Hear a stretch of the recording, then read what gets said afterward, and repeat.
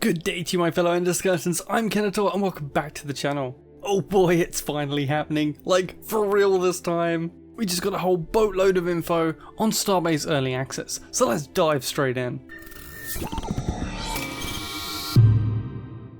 In a brand new announcement post on Discord and Steam, Frozenbyte have announced that Starbase Early Access will launch at 3 PM UTC on the 29th.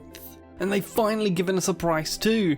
Your wallets are looking at €32.99, $34.99, 27 Great British Pounds and 99 pence, or your regional equivalent. And there will also be a 10% discount running for the launch week.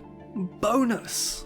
Now let's rewind a bit to closed alpha. Sadly, yet excitingly, this will be ending, and the servers will reset before early access. And this will end in just a few days on Monday at 3 AM UTC. And so the devs will be having an event on Sunday to celebrate the end of this era of Starbase. So what should we expect? What changes are coming? Well, as expected, all player items and ships and belongings and stations and pretty much everything will be deleted except for your blueprints. All dev stations will be removed, and when you log in for the first time after buying the game, you will need to choose from one of the 30 origin stations to start on. Other than that, the only other station will be the Moon City. Places like the Outposts, Rober, Proya are all gone. Even any trace of Kingdom and Empire are also gone. Now don't worry if you don't spawn on the same station as your friends. After completing the tutorial, you can just fly your ship to your friend's station and bind to that station if you want to.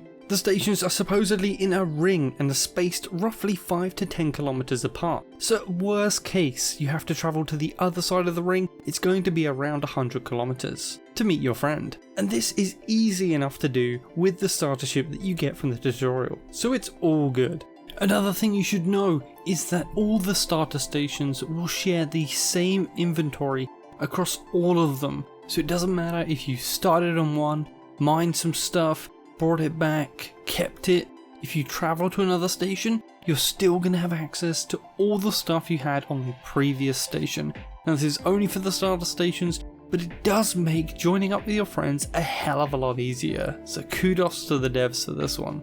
So what else is changing? Well, for starters, there will be a brand new research tree. Don't worry, this was merely meant to help guide your progress rather than block it. There's also crafting. There will be much more personal crafting in early access, and we have seen the crafting tables for this in the weekly updates. Easy build mode for literally everything will be making its debut. This will be used for ships, and will be used as now the only way to build stations, with the old station designer being scrapped for now to make a return later. The moons will also be changing positions completely, as will their number be changing too. We had 11 moons in closed alpha, let's see how many we find around the planet in early access. The main asteroid belt will also be completely new, so don't worry, no one will have saved the location of those precious resources, because it will all be different. And by the sounds of it, there may be other belts too, maybe around a moon?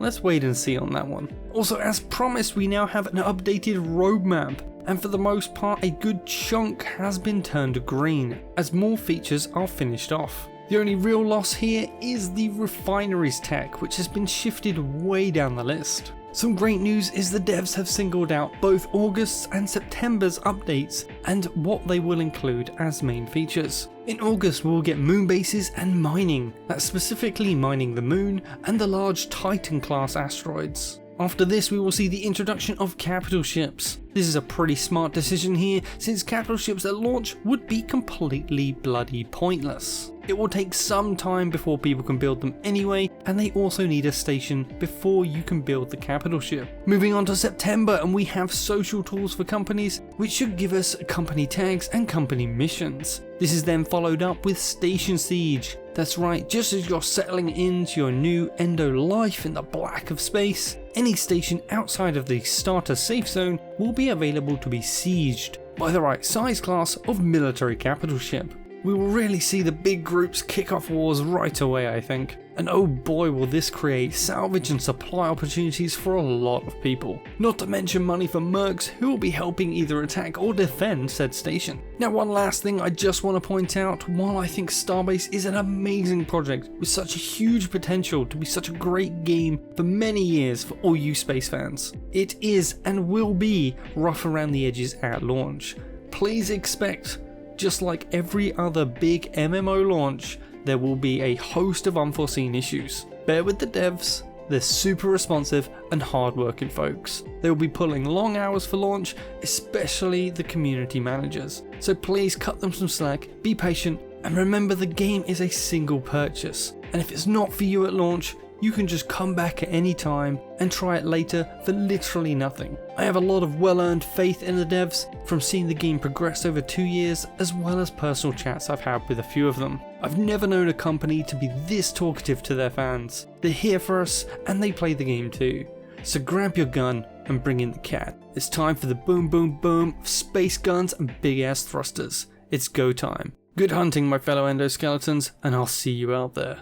Kenator out.